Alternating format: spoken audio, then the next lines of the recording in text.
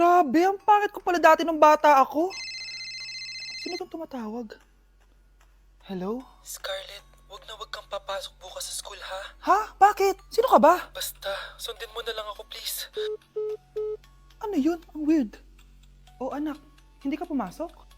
Opo Nay. Masakit po yung pagkaramdam ko eh. Pagaling ka anak ha. Anak, yung school mo, nasusunog. Nasusunog, Nay. Totoo nga yung sinasabi ng caller kanina. Grabe. Buti na lang anak, hindi ka pumasok sa school ngayon. Sino na naman tumatawag na to? Hello? Sino to? Scarlett, wag kang matutulog ngayong gabi ha. Ikaw na naman? Paano mo nalalaman yung mga yan, ha? Scarlett, please sundin mo na. Anak, matutulog na ako, ha? Ikaw din, huwag ka na magpuyat. Sige po, Nay. Tatapusin ko lang po itong pinapanood ko. Kung hindi ako matutulog, ano namang gagawin ko buong gabi? Matutulog na lang ako. Baka niloloko lang ako ng caller na yun. Nay! Nay! Gising, Nay! Ano nangyari, anak? Binabangungot ka, Nay. Buti gising ka pa. At nagising mo ako. Sino ba talaga yung caller na yun?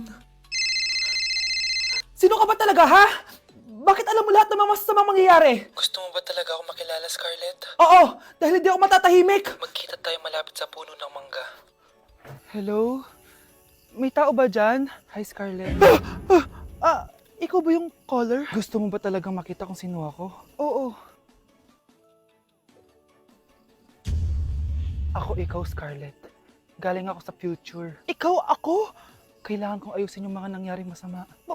Paano? Paano nangyari yun? Basta, Scarlett, ayusin mo yung mga desisyon mo sa buhay, ha? Sige na, baka mahuli pa ako ng mga humahabol sa akin. Sandali! Sino humahabol sa'yo? Nay, pengi baon? Ito anak. Lu, bakit 20 lang? May mabibili ba ako dito, Nay? Aba, ba't di ka na lang magpasalamat? May baon ka pa. Nay, dagdagan mo to. Teka lang, nasan yung hanger ko? Okay na pala to, Nay. Bye-bye na.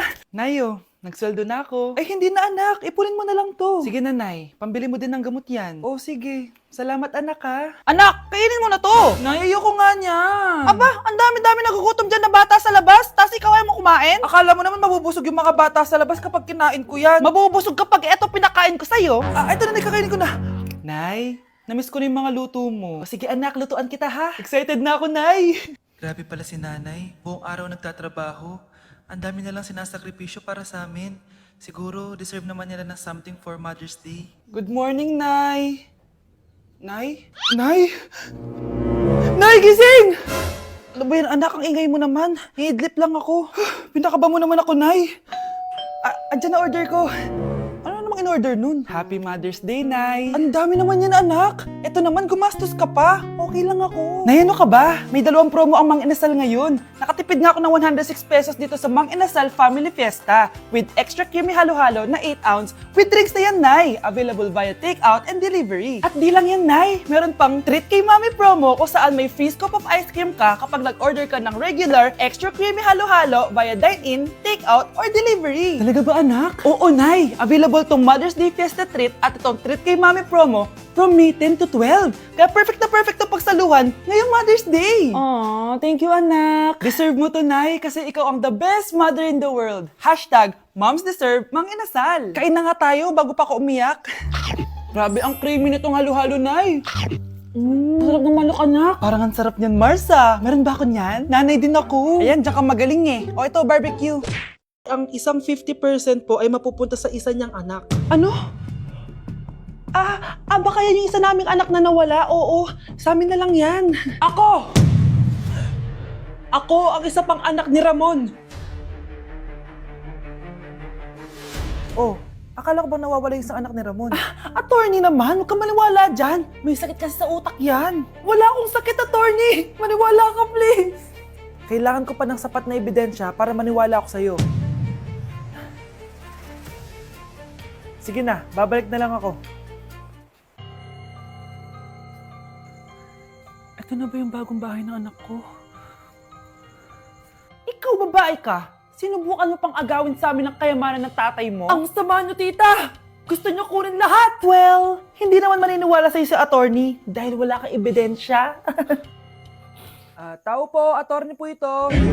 Nandiyan si attorney. Halika dito. Ayan, Ikukulong muna kita dito sa bodega hanggat hindi ko pa nakukuha ang mga kayamanan. Yes, attorney. Hawak ko na ang 100% ng kayamanan ni Ramon. Nandito na ang titulo, papeles at cheque ng mga kayamanan niya. Ay! Salamat, attorney, ha? Scarlett, hindi ko na alam kung ano nangyayari sa nanay ko. Pero huwag ka mag-alala. Ako bahala sa'yo. Kailangan na matigil tong pinagagawa ni nanay. Tao po.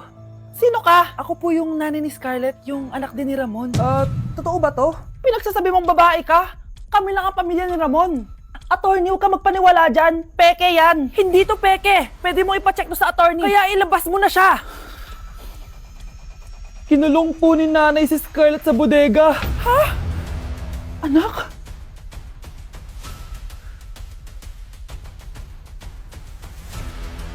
Ganda ko dito, oh. Sino yun? Nasaan na yun? Bata, okay ka lang ba? Kanina ka pa kasi nakatayo dyan eh. Pwede mo ba ako tulungan? Tulungan saan? Nawawala kasi yung kwintas ko. Dito ko yun nawala. Bigay kasi yun ng nanay ko sa akin eh. Sige tara. Saan mo ba kasi yun uling nakita? Dito lang yun banda sa puno. Kwintas? Kanina pa ako paikot-ikot dito sa punong to. Wala namang kwintas eh. Sure ka ba? Bata? Walang yung batang yun na. Iniiwan ako dito. Pinaglalaroan lang ata ako. Uwi na nga ako. Hi, Scarlett. Kagulat ka naman. Paano ka nakapasok dito sa bahay namin? Tara, hanapin lang natin yung kwintas. Saan ka ba kasi pumunta kahapon? Bigla ka nawala eh. Hindi ko din alam eh. Oo, tara, hanapin na natin yung kwintas mo. Yay! Anong kulay ba kasi yun? Kulay silver yung kwintas. Silver? Kanina pa ako naghahanap dito. Parang wala naman silver na kwintas dito. Bata? Iniwan na naman ako. Andito ka lang palang bata ka? Ang ginagawa mo dyan? Nay, hinahanap ko yung kwintas ng batang kasama ko. Umuwi ka na. Magagabi na oh. Sige, Nay.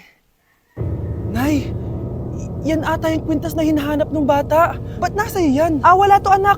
Tara, uwi na tayo. Nay, saan mo ba talaga galing yung kwintas na yan? Itong kwintas na to anak, special to sa akin dahil galing to sa kapatid ko. Kaso, namatay siya nung 9 years old siya. So yung bata kanina, siya yung tita ko na namatay? Oo anak, siya lang ang may favorite sa akin. Mga magulang namin. Ayaw sa akin. Kaya sobrang mahal ko yun, anak.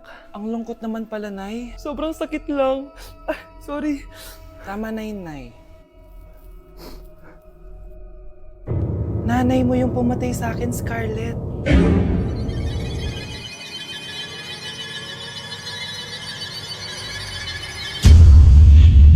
Tama na. Ano to?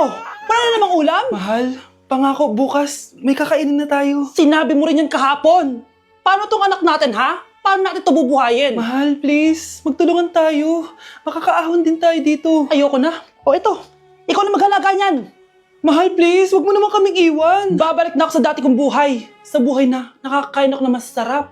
Sa buhay na nakakapag-party ako. Sa buhay na prinsesa ako. Ayoko na ng gantong buhay. Mahal, please. Babawi ako. Kaya mo na yan. At wag na ako gugulayin, ha? Anak, pangako hindi kita iiwan, ha? Nandito lang ako para sa'yo. Hindi kita papabayaan. Okay, Mr. Ramon? Ma'am, tanggap na po ba ako sa trabaho? Sorry sir. Based sa resume mo, hindi ka pala nakapagtapos ng college. Ang hanap po namin is college graduate. Uy Ramon, mukhang galing ka sa interview ah. Natanggap ka? Hindi nga eh. Baka may alam kang pwede kong pasukan ng trabaho. Pwede ako. Sige, sabihan kita ha. Salamat Susan. Dami naman basura dito. Ramon, may hiring daw yung kakilala ko at pwede ka daw doon magtrabaho. Ha? Talaga? Sa wakas, mabibilin ko na lahat ng pangangailangan ng anak ko. May anak ka pala? Oo. Iniwan kami ng nanay niya dahil di niya kaya tong gantong buhay. Hayaan mo, hindi mo deserve yun. Wow, ang bilis. May pumalit na agad sa akin? Mali ka nang iniisip. Alam mo ba Ramon, nabibili ko na lahat ng gusto ko ngayon. Kumakain kami sa magandang restaurant at nakatira ako sa mansyon. Ha? Honey, tara na. Ipag-shopping pa kita mamaya. Baka malit pa tayo sa dinner natin. Okay, honey. Papunta na. At ikaw babae ka. Kung ayaw mong masira ang buhay mo, layuan mo yung lalaking yan. Baby, away tayo. O ano anak, puro bebe time na lang? Di ba may exam ka pa bukas? Opo, Nay. Try mo kaya mag-review para di ka puro bagsak. Diyos ko. Sige, Nay. Challenge accepted. Makaka-perfect ako sa exam bukas. Sino nagsabing hindi ko kaya mag-review? Baka Scarlett to. Ba't tumatawag na to? Oh, bakit bes? Nagre-review ako. Te, may bago akong chika. Importante ba yan? Importante. So, eto na nga. Go Tess, spill the tea! Ano nangyari? 1 hour later. O siya, sige na te, magre-review na talaga ako. Storbo. Saan na ba ako? X, Y... Hala, break na sila! Ano nangyari? 1 hour later. Mag-review na nga ako.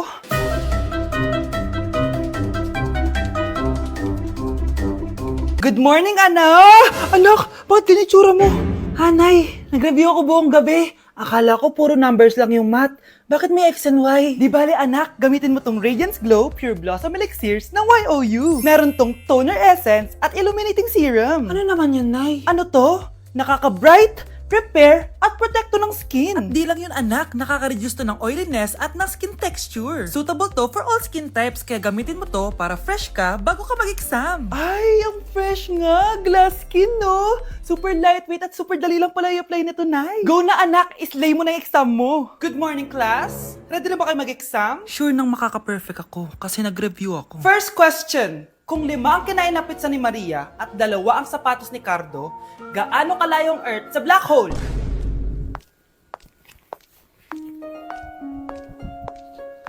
Hindi man lumabas ang mga nireview ko, ang importante, maganda ako. Death certificate? Hindi naman patay si tatay ah. Anak, alam kong nasa kwarto ka ng tatay mo. Si nanay. Anak! Nay, tawag niyo po ba ako? Wala. Kala ko nasa loob ka eh. Sige, Nay. Gagawan ko na po ng pagkain si tatay. Kailangan ko malaman ng totoo. Sorry, Nay. Kailangan kong gawin to sa'yo.